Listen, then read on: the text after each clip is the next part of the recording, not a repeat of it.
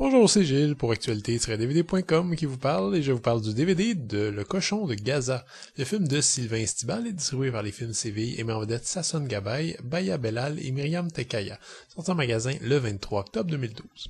Jafar est un pauvre pêcheur palestinien qui habite Gaza et dont les problèmes s'accumulent. La pêche est médiocre, il a des dettes par-dessus la tête et doit composer avec les militaires israéliens qui occupent la région afin de protéger une colonie proche.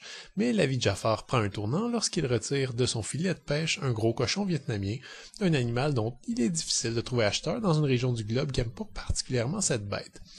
Le grave problème de ce sympathique cochon de Gaza, c'est qu'il prêche aux convertis. Sylvain Stibal est un journaliste français qui propose ici son propre point de vue sur le conflit israélo-palestinien, et son point de vue est un peu convenu. Disons qu'à ce stade, après des décennies de guerre civile et de violence, on peut tout de même se dire qu'il n'y aura jamais de message de paix en trop, surtout quand ces messages sont livrés de façon aussi joyeuse et rigolote que dans ce cas-ci.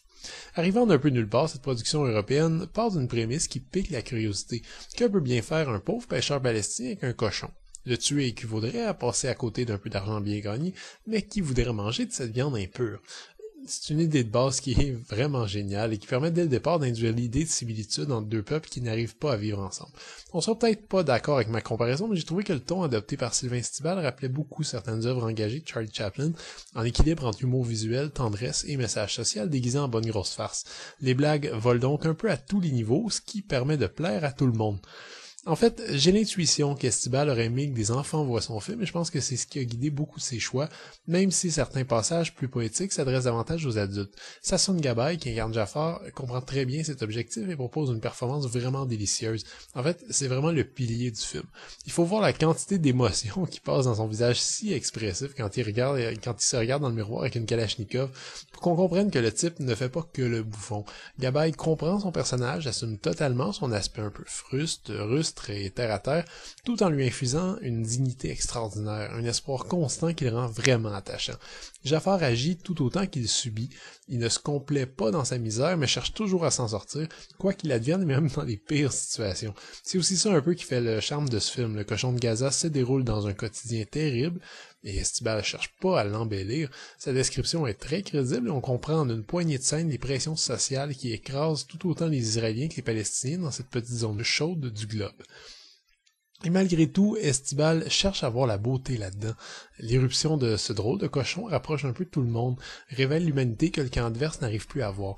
Alors oui, on pourra reprocher un trop plein d'optimisme qui fera sans doute sourciller les cyniques. Et je dois admettre que la conclusion, qui aurait pu sortir d'un film particulièrement joyeux de Werner Herzog, si ça lui arrivait de tourner de tels films, m'a pas vraiment convaincu. Mais heureusement, avant d'en arriver là, on aura eu beaucoup de plaisir à suivre les tribulations cocasses du pauvre Jafar et de son bord. Le cochon de Gaza est un petit rayon de soleil et devrait plaire avant tout à ceux qui cherchent un film léger, radieux et positif. Le DVD est présenté à 1,45 anamorphique avec piste audio en français 5.1 ou en version originale en arabe et hébreu 5.1. Les sous-titres sont quant à eux offerts en anglais ou en français. Mais attention, il y a un hic sur ce DVD.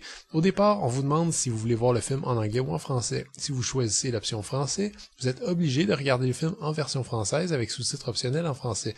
Si vous choisissez l'option anglais, vous aurez droit au film en version originale avec sous-titres anglais.